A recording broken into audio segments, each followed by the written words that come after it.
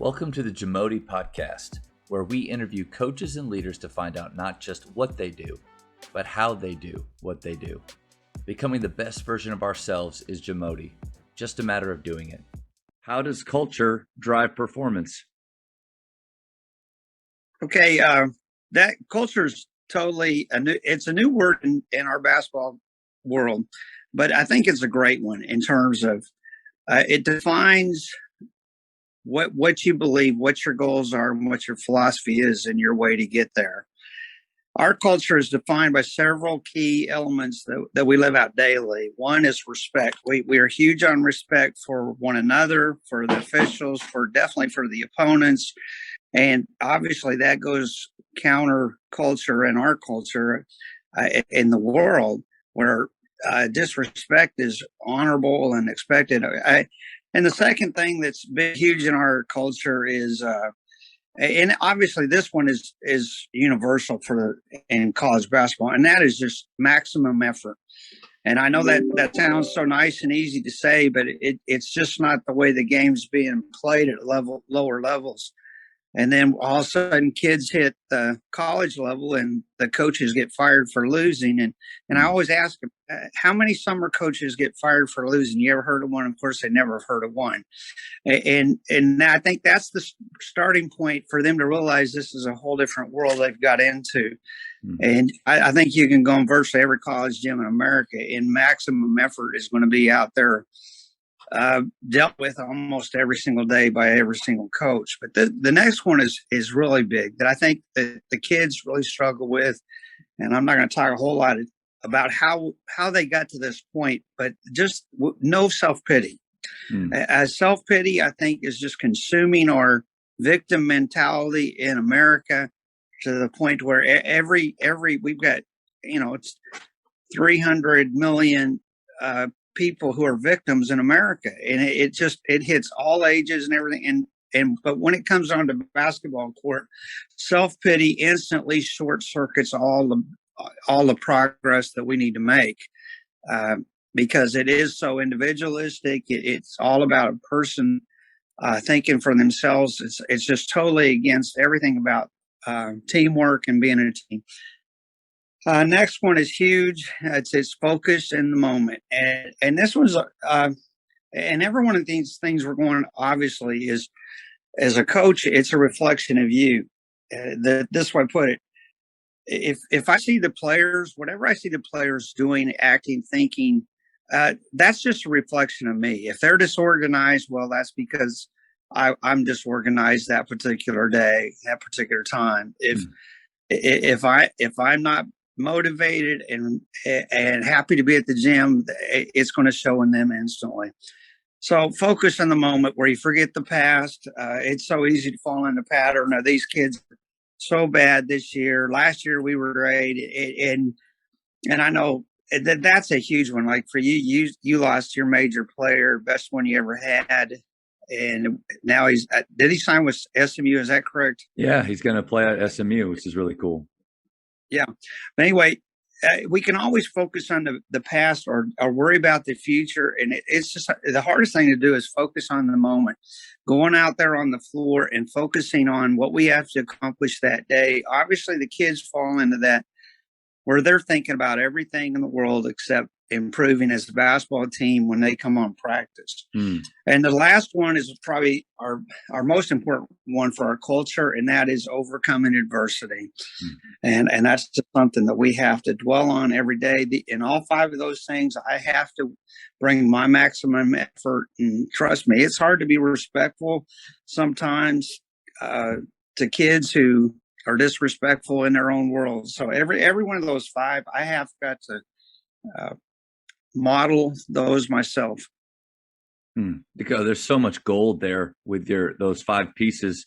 I want to go back to the maximum effort. I've asked my players before to raise their hand if they feel like they know what maximum effort actually feels like. I think a lot of players actually don't know what their 100% is because they never get to that point, never push to that point. In college, how do you get those kids that have come from either high school program or the habits with summer ball, whatever it is? where maybe because they were so good, they didn't have to bring that maximum effort. How do you get them to that point? Well, the best coach in the world is called the bench. And they've always got to be able to look over it on that bench and see 8 guys capable of coming in for them. And obviously, that's a hard thing to create, because in my level, that's about recruiting with no scholarships. If you were at an NCAA Division I, you're recruiting against programs that have far more advantages than you. If you're at a high school level, that's hard because you're living with the talent in your school enrollment. But I think that's a starting point for being able to. It's not about yelling at the kids that makes it. It's not about screaming at the kids. I mean, it's not about being vulgar and profane with kids. It's just about the best way to teach kids, I think, is ask them questions like you just mentioned in terms of is that all you got? Now the problem arises. Every kid, if you ask them, they're going to tell you, yes, I was playing my hardest, because that's the speed they've always played, and they believe that they are convinced in themselves that they're playing the hardest. And obviously, they may be playing as hard as they think defines hard, but that doesn't mean they're going to be productive. And if they're not productive, then they have to go to the rec center and live the rest of their basketball lives there.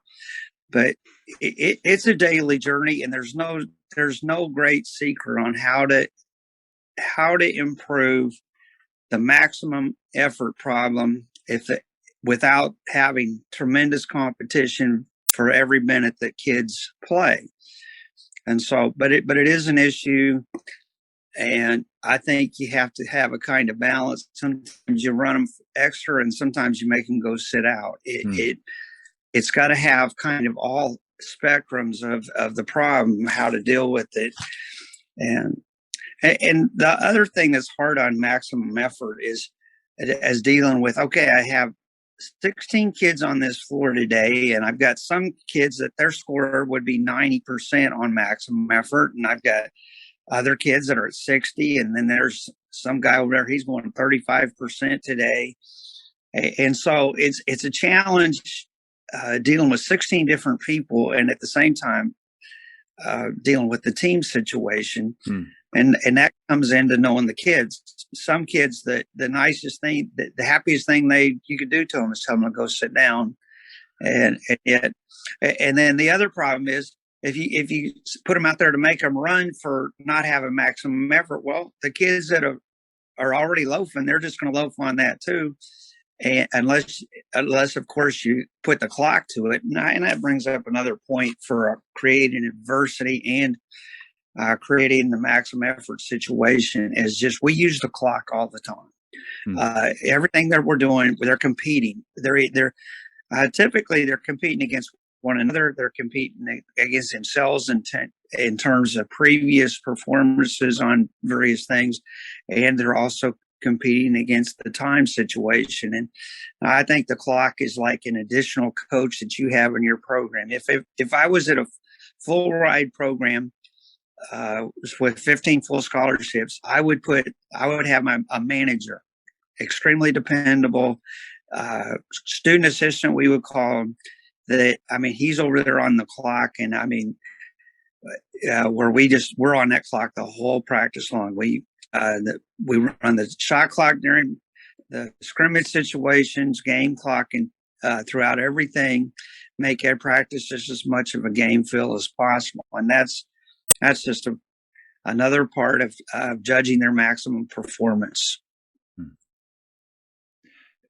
You mentioned the idea that in our culture, the blame game is going on, that poor me victim mentality. And we start to see it obviously with our players. It's kind of creeping into that environment as well. What message do you bring to help your players when you can see that me monster inside of them starting to come up and take hold? Well, the interesting thing about it is I have to deal with myself before I even deal with them, because I think we as coaches, we have a tendency, and right now I can sit here and compare myself to a coach that I played 10 years ago, and a very even game, and now he's a Power 5 NCAA Division I head coach, and I'm still where I am, and I've been here for 24 years with all of the challenge of that. And so we as coaches, sometimes we're the first ones to line up for the self-pity game. And so it's hard for us to address the kids dealing with it when we ourselves are not handling that well. So it's got to start with us. I totally understand that. It was so funny. I mentioned self-pity to one of my teams a few years ago, and one of the kids stopped us and said right there, and he says, "What is that?" And that gives it how much it swept into our culture that he didn't even have a correlation between those two words being pulled together.